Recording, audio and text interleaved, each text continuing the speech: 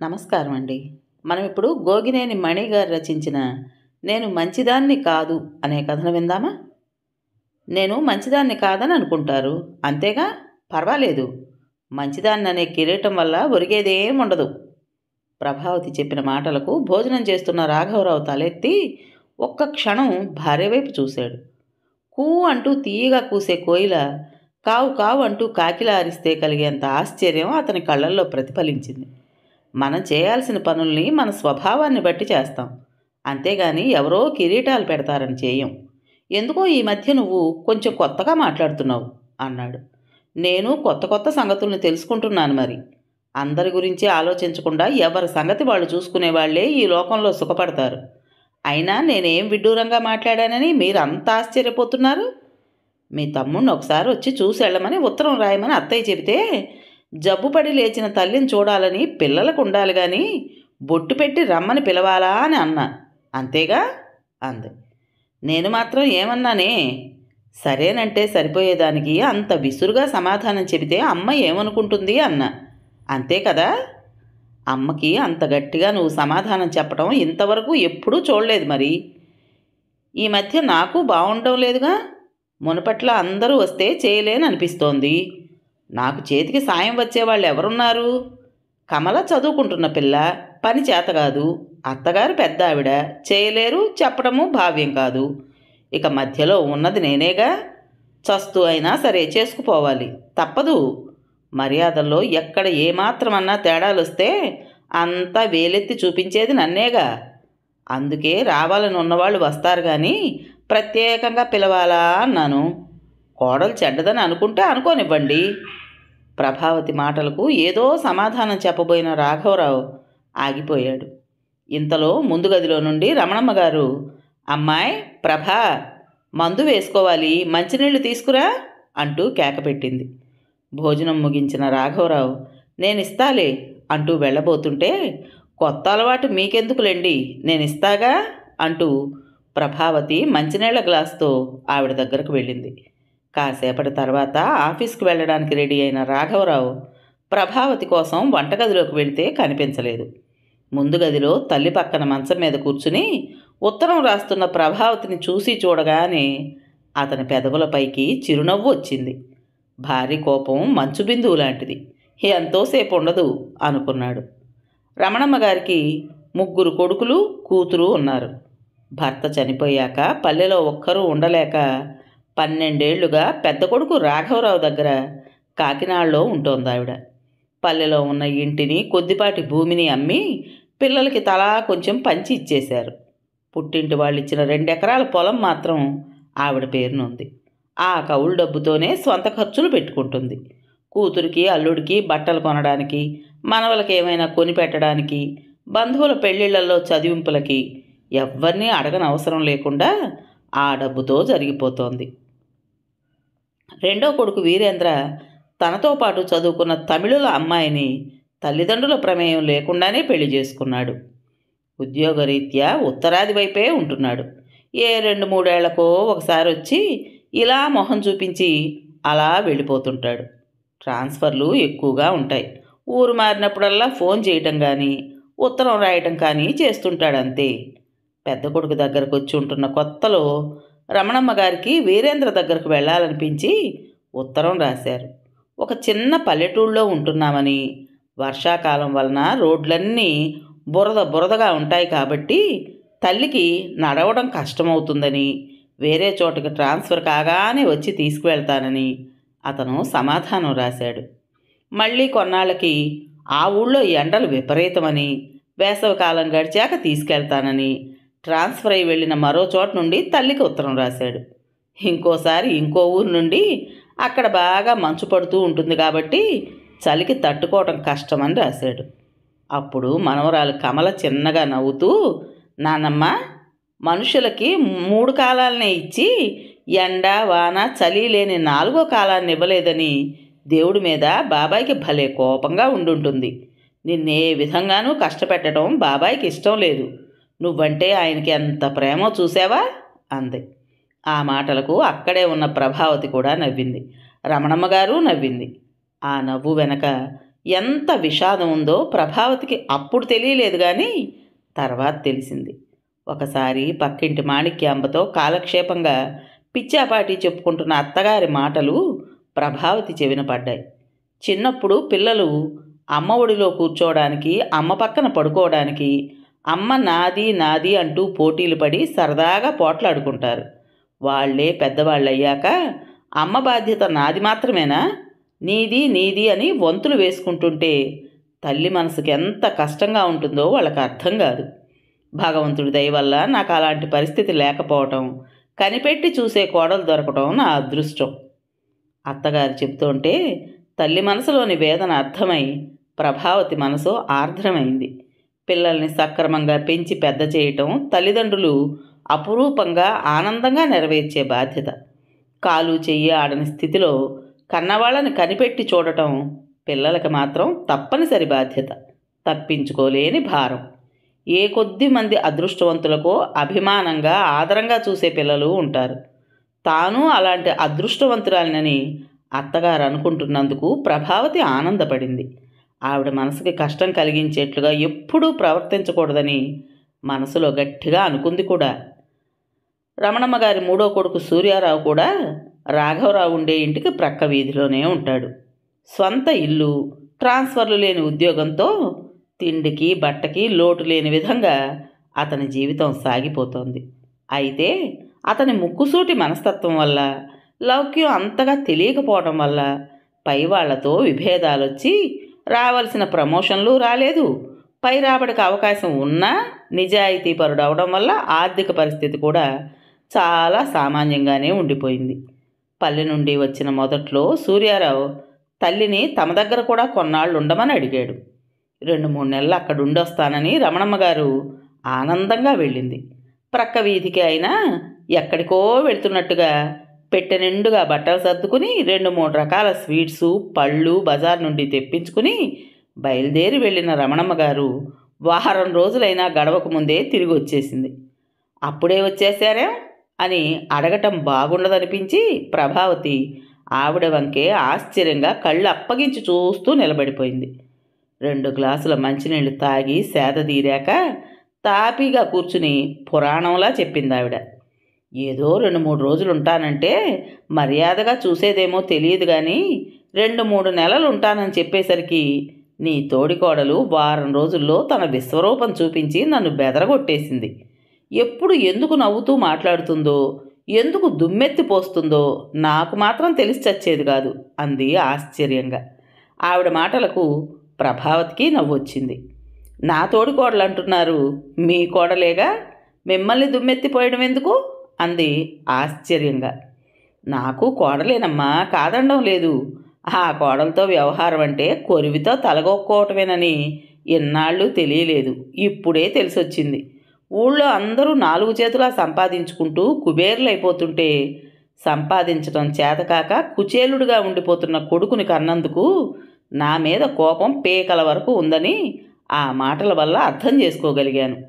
కంటే కన్నాను కానీ పోనీ ఇంత కూడబెట్టి వాడితో పాటు అప్పగించనందుకు ఇంకా కోపం అన్నమాట. నా కొడుకు సంపాదించడం లేదని ఒక ఏడుపు, అందరూ సంపాదించుకుంటూ పెద్దవాళ్ళైపోతున్నారని ఇంకో ఏడుపు. రోజులో 1 గంట సేపైనా అదే సంభాషణ, అదే ధోరణి. ఊరుకున్నంత ఉత్తమం లేదని యోగిలా మౌనంగా ఉండడం అలవాటు చేసుకొని నా కొడుకు రోజులు నెట్టుకొస్తున్నాడని తెలుసుకున్నాను. ఆవిడ కంఠం గద్గదమైంది. కలెక్టర్ భార్యనో డాక్టర్ భార్యనో కావాలని కలలు కన్న తన కర్మ ఇలా కాలిందని చెప్పుకొస్తుంటే విని విని ఊరుకోలేక నేను ఒక మాట అన్నాను. దేనికైనా నుదుటి మీద రాత, చేతిలో గీత ఉండాలి అన్నా. నువ్వే చెప్పు, నిజమే కదా? అలకాపుర్ని కొల్లగొట్టినా అదృష్టహీనుడికి దక్కేదేమీ ఉండదని సామెతుందిగా. నేను ఆ మాట అన్నానని ఇక చూడు మరీ రెచ్చిపోయి సూటిపోటీ మాటల్ని పెంచేసింది. పొమ్మం లేక పొగబెట్టినట్లుగా సాధిస్తుంటే పడి ఉండాల్సిన కర్మ నాకేమిటని పెట్టి సర్దుకుని చక్కా వచ్చేశాను. చెంపల మీదుగా దార కట్టిన కన్నీళ్లను చెంగుతో తుడుచుకుంటుంటే ప్రభావతికి మనసులో ఎలాగో అనిపించింది. తోడికోడల మాధవి నిర్మోహమాటం, నోటి దురుసు ప్రభావతికి తెలుసు. కానీ మరీ అంత విచక్షణ లేకుండా ప్రవర్తిస్తుందని ఎంత మాత్రమూ ఊహించలేకపోయింది. ఒకవేళ ఆదరంగా చూస్తే అత్తగారు అక్కడే ఉండిపోతుందేమోనని భయపడిందా? ప్రభావతికి అర్థం కాలేదు. ఆ తర్వాత రమణమ్మ గారు ఎప్పుడైనా తీరుబడిగా కూర్చున్నప్పుడు చిన్న కోడలు అన్నమాటలనే తలుచుకుని ఇంత చిత్రం ఎక్కడా ఉండదనుకుంటూ ఆశ్చర్యపడుతుండేది. సూర్యం కానీ మాధవి కానీ ఆ తర్వాత ఎప్పుడూ అత్తగారిని తమ దగ్గరకు రమ్మని పిలవనూ లేదు, ఆవిడ వెళ్ళనూ లేదు. అప్పుడప్పుడు వాళ్లే వచ్చి కనబడి కాసేపు మాట్లాడి వెళ్తుంటారు. వాళ్ళు రావడం కొన్నాళ్ళు ఆలస్యమైతే రమణమ్మ గారే వెళ్ళి కాసేపు ఉండి వస్తుంటుంది. మాధవి మాటలకి ధోరణికి క్రమంగా అలవాటు పడిపోయారు. రమణమ్మ గారి కూతురు ప్రమీల పక్క ఊళ్ళోనే 2 గంటల బస్సు ప్రయాణం దూరంలో ఉంది. కూతురు అత్తగారిది ఉమ్మడి కుటుంబం కావడంతో రమణమ్మ గారు ఆ ఊరికి వెళ్ళినా కానీ అక్కడ ఉండకుండా ఆ రోజే తిరిగి వచ్చేస్తుంది. పెద్దగా ఒడిదుడుకులేమీ లేకుండానే రోజులు సాఫీగానే గడిచిపోతున్నాయి. రోజులు నెలలుగా సంవత్సరాలుగా మారిపోయాయి. రమణమ్మ గారి ఆరోగ్యంలో కొంత మార్పు వచ్చింది. 70 సంవత్సరాల వయసులో అది కొంత సహజమే. హాస్పిటల్కి తిరగడం, మెడికల్ టెస్టులు, మందులు తప్పనిసరయ్యాయి. ఆ మధ్య ఆయాసంగా ఉండి ఊపిరి తీసుకోవడం కష్టమైతే హాస్పిటల్లో చేర్పించారు. వారం రోజుల తర్వాత ఇంటికి వచ్చినా కానీ నెల రోజులు మంచం మీదే ఉండిపోవాల్సి వచ్చింది. ఆ ఖర్చులన్నీ దాదాపు 20,000 అయ్యాయి. స్నేహితుడి దగ్గర రాఘవరావు బదులు తీసుకుని హాస్పిటల్ ఫీజులు అవి చెల్లించేశాడు. 2 నెలలకే అతని కూతురు పెళ్లి నిశ్చయమైంది. ఆ సమయంలో అతనికి డబ్బు సర్దుబాటు చేయగలిగితే బాగుంటుందని రాఘవరావు అన్నాడు. ఆ పరిస్థితిలో ప్రభావతికి ఏం చేయాలో పాలుపోలేదు. అత్తగారి దగ్గర లేదని తెలుసు. పిల్లలిద్దరూ కాలేజీ చదువుల్లో ఉన్నారు. ఖర్చు పెరిగింది. కమల ఊళ్ళోనే చదువుతున్నా కొడుక్కు మాత్రం హాస్టల్ ఫీజులకని వాటికని వీటికని ఎక్కువే పంపించాల్సి వస్తోంది. ఆ పైన అత్తగారు అనారోగ్యంతో మందుల ఖర్చు కూడా పెరిగింది.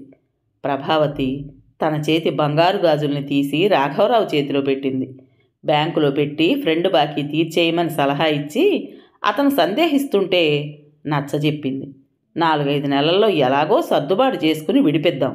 నాకెప్పటి నుండో చేతుల నిండుగా మామూలు గాజులు వేసుకోవాలనే కోరిక ఉంది. ఆ ముచ్చట ఇలా తీరుతుందని సంతోషిద్దాం అంటూ నవ్వి అతని మొహమాటాన్ని పోగొట్టింది. అత్తగారికి తెలిస్తే బాధపడుతుందని ఆ సంగతి గోప్యంగానే ఉంచింది. రమణమ్మ గారి ఆరోగ్యం కుదుటపడింది. ఆ రోజు సూర్యం వచ్చి చాన్నాళ్ళయిందని చూసొస్తానని రమణమ్మ గారు చిన్న కొడుకింటికి వెళ్ళింది. తిరిగి వచ్చాక పెట్లో ఉన్న తులసి పూసల దండను తీసి మెళ్ళో వేసుకుంటుంటే చూసి ప్రభావతి, అదేమిటి, మీ మెళ్ళోని గొలుసు ఏమైంది అంటూ ఆశ్చర్యంగా అడిగింది. రమణమ్మ గారు నిట్టూర్చింది. ఏమిటో, ఎన్ని సంవత్సరాలు గడిచినా మాధవి మాటలో ఆ ధోరణిలో మార్పు మాత్రం రాలేదు. పిల్లకి 11వ సంవత్సరం వస్తోందని, పుట్టినరోజుకి గొలుసు చేయించాలని చెబితే నా కొడుకు పట్టించుకోలేదని సాధిస్తోంది. మామూలే కదా అని ఊరుకున్నాను కానీ ఎందుకో మనసు ఉండబట్టక ముసల్దాన్ని నాకు లేకపోతే మాత్రమేమని గొలుసు తీసి మాధవి చేతిలో పెట్టాను. వద్దని అందనుకో, చెడగొట్టి ఏమైనా కొత్త రకం చేయిస్తుందో అలాగే ఉంచుతుందో అది వాళ్ళిష్టం అనుకో అన్నదామె. అంటే మీ గొలుసు ఇచ్చేశారా? అవునన్నట్లుగా తలూపిందావిడ. ఒక్కసారిగా ప్రభావతికి మనసులో భగ్గుమన్నట్లుగా అయింది. అత్తగారి మీద కోపం ముంచుకొచ్చేసింది. పైకి ఏమీ అనకుండా కోపాన్ని నిగ్రహించుకుని ఊరుకుంది. కానీ మనసులో చిరాకు పెరిగిపోయింది.